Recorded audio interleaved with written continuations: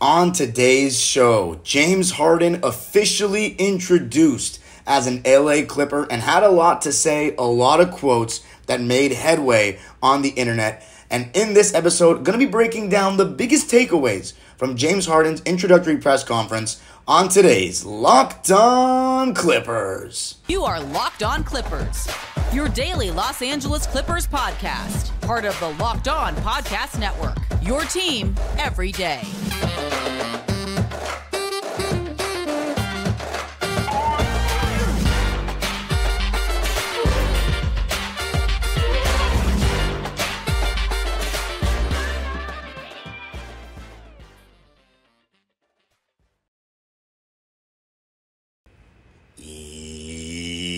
Yes, sir. You are locking in with the Clips. Thank you for making Locked On Clippers the first listen of your day.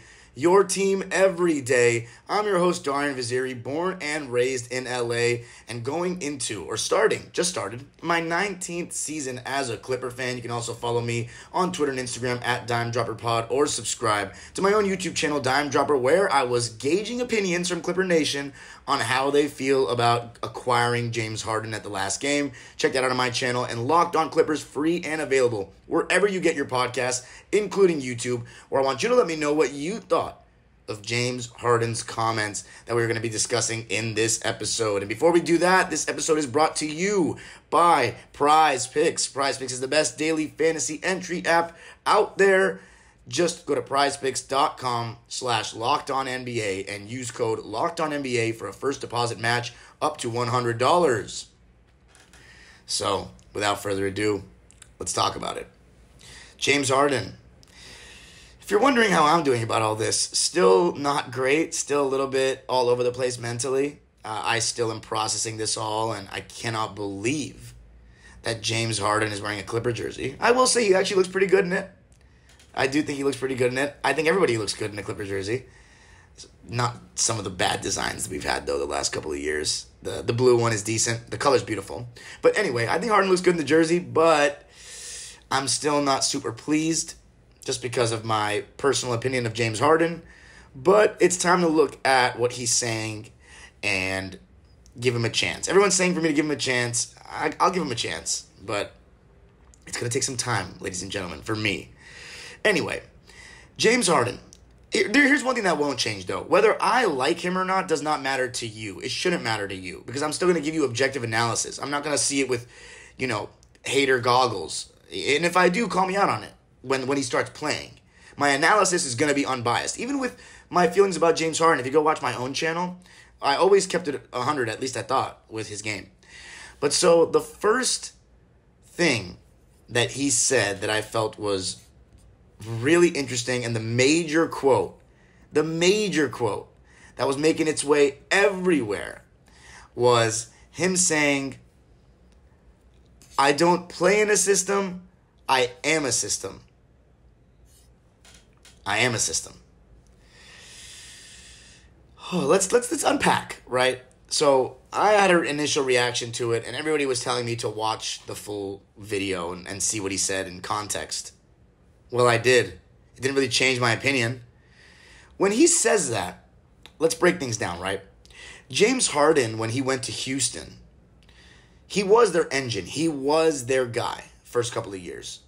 Then you added Mike D'Antoni, and he did exactly what he did with Harden, with Nash. He gave him the ball. He ran the entire offense through him, ran a ton of pick and rolls, basically high pick and roll every time down, or pick and pop. And he maximized that player, Harden in this case, his talent, by putting shooters around him and running high pick and roll, spread pick and roll every single time down, which maximized the shot quality of the Rockets. My problem with that style of offense is not enough ball movement. It all comes from one guy. You know where it's going, even though it's hard to stop. And I remember the Clippers playing James Harden in his prime, and they had no answers for him at times. I remember a game vividly in 2017 on ESPN at Staples Center, and DJ was getting hunted on the pick and roll, Every time we switched, he got cooked off the dribble. Every time we didn't switch, Harden found a corner shooter for three. And Pat Bev, Ariza, Ryan Anderson, those guys were all hitting. I'm not sure if PJ Tucker was on the team yet, but they were all hitting. So Harden is a pick and roll god. So they were able to run an offense where Harden was the system. He was literally the center controller of everything. And quite frankly, that system took them this close to beating the KD Warriors.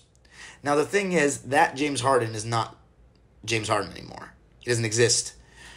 But in Brooklyn, which is what everybody is comparing this fit to, he wasn't necessarily the system. He ran the show. He was still at the controls of everything, but he was not everything revolving around Harden. It was Harden is our point guard, but we're going to run some off-ball stuff here and there for for KD and Kyrie. Harden's going to be the trigger man, and then we'll run some pick and rolls. And ultimately, when teams try to switch on us, we got three guys that can break you down one-on-one. Now, here's another thing. That Brooklyn James Harden that was in the MVP race is not even the James Harden that we're getting. He had a hamstring injury that really hurt him during the next season. So back to James Harden's comment about I am a system. He hasn't been the sole controller, the system itself, since he played for D'Antoni in 2020. He will not be that here with Ty Lue and the Clippers. There's no one player that runs our show like that. We have 3-star players, now 4-star players, depending on what you think of Russ. So there's not going to be one central controller. There's going to be a lot of distribution, and that's going to be the challenging part, right, is the distribution for the coaching staff and James Harden, the players themselves, on the fly. But I'm going to talk more about that in the next segment. Here were my initial thoughts on the comment. He said, I'm not part of this. Let me find the exact quote because I don't want to misquote the guy. But I know for a fact he said, I am a system. The direct quote is, I'm not a system player. I am a system. I don't like that quote. Everyone's like, well, he's not wrong. Has he won a championship? That's what I'm thinking of, right? And don't give me that his teams haven't been good enough. His teams have underachieved at times because he has not performed when the going gets tough and the level of competition really rises and you're playing against championship caliber opposition. He falters at that last hurdle. He even did it in his prime. So I don't want to hear about, oh yeah, he's right, the system, he did so well. No, we're striving for something bigger than that. But I wouldn't be too alarmed because he's not going to be the sole system. There's not going to be a system revolving around one guy like with D'Antoni. My issue is for him to say I'm not a system player, that's a weak thing. I don't like him saying that because if you're a great player to me, you should be able to adapt in any system. That's what you should be saying is I can adapt to any system, not I am the system. He's like, I'm a thinker of the game. You know what this translates to? I like the ball in my hands. I like to dictate things. I'm amazing with the ball in my hands. And he went on to say that in Philly, he felt like he was handcuffed, or now he's free. He was put on a leash. These are the terms he used to talk about Philly, where he just averaged 20 and 10 and got and beat an MVP. And they were the 3rd seed. And he's saying he was handcuffed. Do these comments surprise me? Not one bit. Because I had a very good source from Philly tell me that James Harden's people would come up to him in the middle of practice and say that he was being held back by Embiid and just being held back in general by the Sixers, which I found that insane when I heard it. But you know what's crazy? I remember in 2022, but when Kyrie was out and the Nets were balling, Harden wasn't necessarily balling, but the Nets were. And I saw an article that someone was saying that Harden wanted a bigger role, like in Houston. And I was like, how does that make sense if he went to Brooklyn? Like, how does that make sense if he went to Brooklyn, they're winning, he has KD on his team, like, what more does he want? But now hearing what he said about, what I've heard about what his camp is saying in Philly, and now seeing what he's saying about the leash and all that, does he want a bigger role? That's why I'm so confused, because he's playing with 3 other stars. And then he said, I don't think he mentioned the word sacrifice, but he said we're all in it to win it. It's all about the collective goal, whatever it takes to win. I don't care if I score 15, 16 points a game. And coming up, I'm going to be talking more about that exact component, sacrifice. It's been used by a lot of people in the last couple of days. Let's look into James Harden's comments on sacrifice coming up. I got to tell you a little something about Prize Picks. Prize Picks is the best daily fantasy entry app out there. It's the most fun I've had, winning up to 25 times my money this NBA season already. And here's how it works.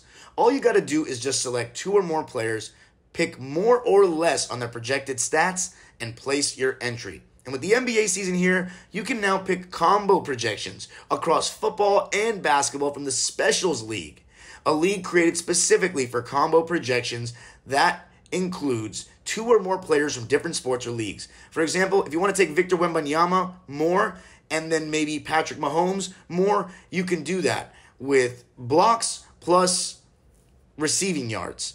Want to play alongside some of Prize Picks' favorite players like rapper Meek Mill and comedian Andrew Schultz? You can now find community plays under the promos tab of the app to view entries from some of the biggest names in the Prize Picks community each week. Go to prizepicks.com/LockedOnNBA and use code LockedOnNBA for a first deposit match up to $100. That's prizepicks.com/LockedOnNBA and use code LockedOnNBA for a first deposit match up to $100. Prize Picks, the best daily fantasy sports app around.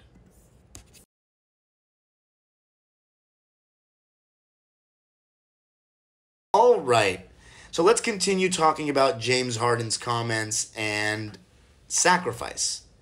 Anytime you put together a super team or a team with 3 or more stars, you need sacrifice. Mainly with the stars. The role players will fill in their roles accordingly. But it's the star players that need a sacrifice. And in James Harden's comments, he talked about the fact that we've all scored a lot of points. We've all had the individual accolades, but now it's time to put it together to win. And from his comments, he seemed to say that he's willing to do whatever it takes to win. Shoot, catch, and shoot threes, not just always be on the ball. So he sounds like he's willing to sacrifice, even though I'm not sure if he used that word. It sounds like he's ready to sacrifice, but then he says things like, I'm a system, and I was put on a leash in Philly when you average 20 and 10. I don't know what that means. This year, or this past season, James Harden shot twice as many catch-and-shoot threes as the previous 2 seasons. His frequency was about 6% of his shots were catch-and-shoot, and they became about 12 to 13% with Philly last year. And I'm almost positive a lot of those where Embiid gets doubled, you got Harden 1 pass away, or Harden on the kick out from Embiid shooting those shots. And he's always been pretty good at them, but he's not always willing to take them a lot. Chris Paul, LeBron James, who, by the way, in LeBron James' case, especially ever since they got Russ last season, he's been shooting them more. Even Kobe in his later years, certain guys are a little that are so good at shooting threes off the bounce are a little uncomfortable taking them off the catch. It's a different sort of shot. I was always better off the catch than off the bounce, even though I fancy myself a decent 3-ball shooter off the bounce, but that's when I'm hot. You got to get me hot. James Harden is, I would honestly say, better off the bounce. That step back he has is patented. The extra step that he's kind of, brought into the game, that was considered a travel back in the day. You didn't even see that move. If someone did that extra step, they would consider it a travel. But in the modern rules with the gather, it's illegal. It's a legal step back. So James Harden is really the pioneer of that particular move. Not the step back, but that extra step he takes. It's kind of like a side step, like a pullback hop. It's like a little hop he takes. That 3-ball, it feels more of a guarantee make than a catch and shoot for James Harden. But James Harden shot 42% from 3 on the catch and shoot last season. He only shot 1.8 catch and shoot threes a game, so about 2 catch and shoot threes a game. He might need to tick that number up. I'm just so curious as to how it's all going to mesh, because he says he's okay scoring 15, 16 points a game. Okay, that remains to be seen. Let's see how his attitude is if he does it. If it's 15, 16 points and we're winning, I hope he doesn't complain, because winning is what matters. It's not about your stats. As he's saying, you've already shown us you're a statistical god. In his prime, he had one of the most statistically crazy, honestly, just one of the best statistical players ever especially in the regular season. Like, his stats were out of control. He's a numbers, like, stuffer. Like, he is a stat stuffer, James Harden. He can get you a couple steals. He can dime as well as anyone in the league. So, my question is this. 16 points. What if you're not getting 10 assists, though? Are you okay with averaging 16 and 8 and 6 like Westbrook? Are you okay with that? I'm curious to see it. I'm just curious to see how Ty Lue's going to bring everybody into this. But my comments, Harden's comments and my thoughts on them, there was good and there was bad in my eyes, right? That's why I want you to tell me in the comments what you thought of him. The good being that he said things along the lines of, I'm a more versatile player than people think. I'm willing to do whatever it takes. I want to be here. You know, it's all about winning together. And he's ecstatic to be a Clipper, which, again, whether you wanted Harden or not, whether you think he was the answer or not, the fact of the matter remains that James Harden is one of the best shooting guards, best guards that has played the game, especially in this era. And he could have won more than one MVP. He won in 2017, but he finished second in 2015, second in 2017 when Russ won, second in 2019, and if I'm not mistaken, he finished third in 2020 and third in 2021. So, and that's, by the way, I didn't look that up before the game. That's off the top of my head because, you know, I don't just follow the Clippers. James Harden, I mean, his resume in the regular season especially is fantastic. And when I keep saying regular season, I don't want that to be twisted like I'm saying he can't play in the playoffs or he hasn't had amazing series in the past. He, in my opinion, has had a better playoff career than Westbrook. Maybe even better than Paul George. Maybe. However, the way he goes out sometimes is worse than all of them. Because he basically looks like he's given up. That's my biggest thing with Harden, is he looks like he's given up in some playoff games. And there's a reason why 28 other teams didn't want a guy who was probably a top 25 player in the NBA last year, averaged a double-double, and they still don't want to touch him. And a lot of that is the off-court stuff. Which, again, I don't expect any crazy drama this season with Harden. I don't, because if you look at the first season he goes to a team, there's never that much drama in the beginning. Brooklyn, they were flying. Not really flying, but they played 12 games together, and they were looking good in those games they played.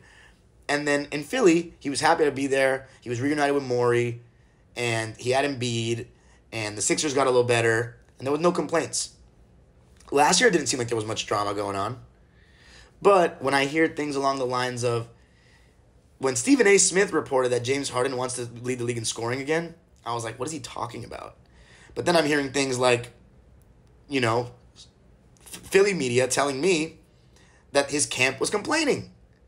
So when I hear James Harden say, I feel like I was on a leash, that backs up everything I heard. So don't act like this is breaking news that I'm telling you on this podcast and say, Darian from Locked On Clippers said that James Harden's camp was complaining about his touches or whatnot or whatever it may be. I'm not breaking nothing. I'm just backing up. I'm just telling you guys what I heard because now we have something that can back me up. All right, I always remember what I always said last season when I broke that whole thing about Ty Lue and the Marcus Morris thing.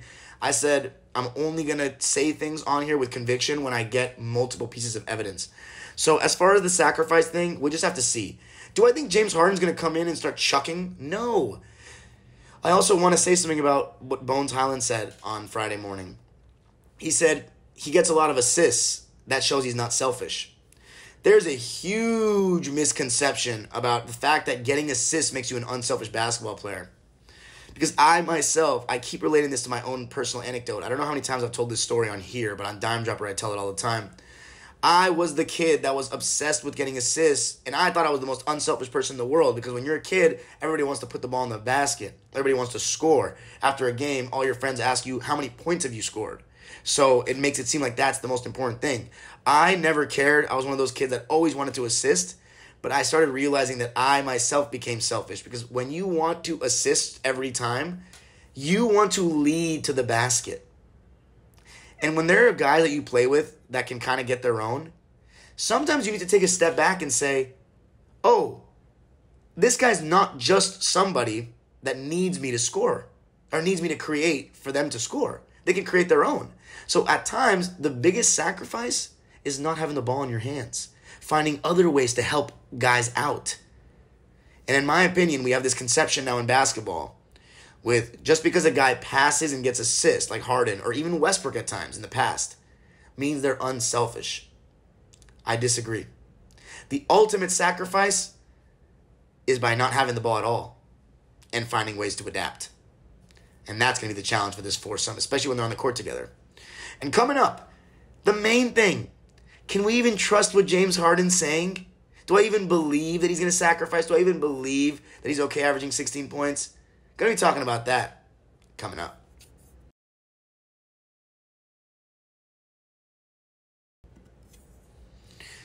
I got to tell you a little something about FanDuel, America's #1 sports book, because FanDuel is the best place to place all your bets. And right now, so many sports in the mix. Score early this NFL season with FanDuel, America's #1 sports book. Right now, new customers get $150 in bonus bets with any winning $5 moneyline bet.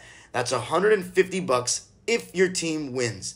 If you've been thinking about joining FanDuel, there's no better time to get in on the action. The app is super easy to use. There's a wide range of betting options that include spreads, player props, over-unders, and more. So visit FanDuel.com/lockedon and kick off the NFL season. The Clippers' title odds are now the 5th highest on FanDuel, so go place your bets on the Clippers to win the title. We have the top talent. FanDuel, official partner of the NFL. All right. So the final piece. Can we trust it? Can we even trust what James Harden is saying about sacrifice, about that he's okay averaging 15, 16 points a game?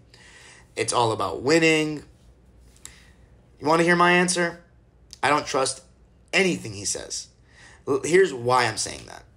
I want to give him the benefit of the doubt and say this is a clean slate. And here, as a member of the Clippers, this is your first press conference. This is your first time in a Clipper jersey.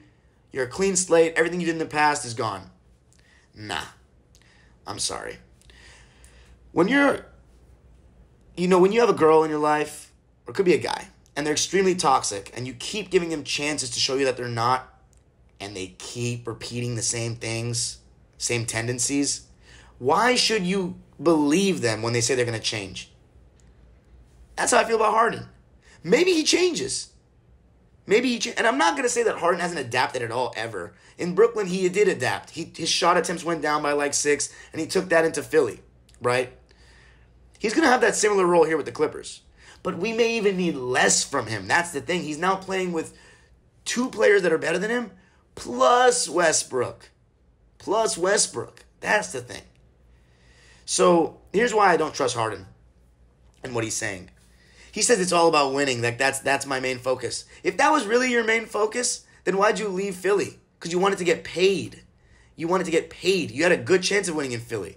Embiid, as injured as he gets in the playoffs, he probably is closer to getting to the Eastern Conference Finals than the Clippers are in the Western Conference Finals because of the injury stuff. So don't tell me your #1 goal is winning. First of all, if his #1 goal was really winning, he would have stayed in Brooklyn and waited till KD got healthy again, and they would have ran that trio again in the playoffs. But he bailed because the front office was being weird, and I get it. They don't want to extend him. That's really what this comes down to, is Harden wants to get paid, which makes me think maybe he will do what we ask. Maybe he will lock in on defense the whole year. Okay, lock in on defense is excessive, but play with effort, right? Play with effort defensively, not be a slouch, which I've seen him do. And last year in the regular season, I thought he was fine. It's not even that he's a defensive liability. I just think that as one of your star players, the lack of effort at times on defense, even in the playoffs, is just very concerning. When you're comparing him to the GOATs, though, not when you're comparing him to, like, Reggie Jackson or something. You know what I'm saying? Because Harden, we're going to switch a lot, right? And Harden is not a guy you can just bully. That's where he's good, because he's so strong and he's got good hands. So he might get some steals in the post, but it's that perimeter defense. That's where, if you're another team, I would put Harden in the pick and roll and target him over and over. Him and Westbrook. The thing is with targeting Westbrook is he takes it very personally when people do that. So then he starts chasing and blocking guys from behind. It's like when Westbrook takes things personal when they try to target him or someone tries to post him up, he has this vengeance in his body language. It's hilarious. That's what I love about him. Harden, nah. But he can hold his own against bigs. Just remember I said that on here. Here's why I don't trust Harden. So yeah, he wants to get paid. But that makes me believe he's going to buy in. Listen, I don't think Harden's not going to buy in. I want people to to really understand what I'm saying here. I don't think that Harden's not going to buy in. He wanted to come here. He has no choice. He has to buy in. My thing is, how much are we going to really make him change? Are we going to have Harden cutting and setting screens off the ball? If I see that, then I'll be like, oh my God, Ty Lue is a miracle worker if he can get him to do that. But I think we're going to just have James with the ball in his hands because that's what he's good at. He's what he's great at. My issue is, what does that do for Westbrook? Does that have him off the ball more? I know he's shooting 39% from three so far. How sustainable is that number? And is it going to go up? Because the thing is, Westbrook could be shooting 45% from three. The defense is not going to respect it. They're going to let Westbrook shoot over and over. And with Harden at the top of the key, they're going to do the same thing. The one guy I think Harden's going to help the most is Zubats, but I'm going to get more into that on the Monday show. So besides the fact that he wants to get paid, and I don't think that winning is his number one priority. Listen, if winning was his number one priority, his body language wouldn't be the same when he plays in the playoffs. So I know winning is not as high on his priority list as he might make it seem, or as other players around the league. Not to say he doesn't want to win, though, right? When people say Harden doesn't want to win, that's a hyperbole. I think everybody wants to win. I just think there are other things that are higher on his priority list. Here's another reason I don't trust him. Going into the 2021-22 season, he literally said at a Mets game, he goes, healthy James Harden, scary hours. And then we watch the season, and he says, I never was 100%. My hamstring never fully healed. Kevin Durant was saying that, there was rumor that Kevin Durant didn't like the way he came into camp. So that just made him look silly for him to say scary hours and then not be healthy at all by his own accord. And then last season, in media day, he said he lost 100 pounds. 100. That's clearly not true. 100 pounds? So what were you, 310, 320? Because no, you were not 300 pounds. So again, I don't trust anything James Harden says. His actions will speak louder than their words. And by the way, two things before I get off. One, apologies for the alternate background. I'm obviously not at home. I'm out of town right now. And the audio, right? If the audio sounds weird to you, it's because I'm literally recording on my phone. I don't have my mic, but I still wanted to get a show out for you guys because this is big news. And as much as it pains me to talk about it as somebody who was very much against getting Harden on board, I'm a Clipper fan. And this is Locked On Clips, 5 days a week. You already know how it is. So I'm going to bring you as much as I can, even under the circumstances. But Harden's got to prove it with his actions. And it's not even about his regular season actions for me. It's the playoffs. Because in the regular season, I think Harden's going to be really good. I think the Clippers' offense is going to be top 10 easily. Easily. With the firepower that we have. And I'm going to get more into the actual pros of Harden on the basketball court because I feel like I've talked so much about the cons. I'm going to get into the pros on the Monday show. But that's all for this one. By the way, I know this is not the most positive time to be listening to me because of my particular lens. There are other Clipper fans out there that have a totally different lens than me. I'm not saying don't listen to me anymore, but I'm just saying this is not going to be like the Westbrook thing for me. Westbrook, I was very resistant, but I was so ready to be proven wrong because I'm such a Westbrook fan. I love Westbrook. I've liked him since UCLA. Harden, I'm not his biggest fan, so I'm going to be very apprehensive of him saying things. Saying things means nothing to me. He needs to show me. Anyway, that's how I feel. What do you think of the comments? Let me know in the comment section. Locked On Clippers, free and available wherever you get your podcast. Subscribe and hit the notification bell so you can get LA Clippers content 5 days a week. And of course, for me, you can follow me on Twitter and Instagram at DimeDropperPod and subscribe to my own YouTube channel, Dime Dropper, for even more. Check out what Clipper fans are saying about Harden.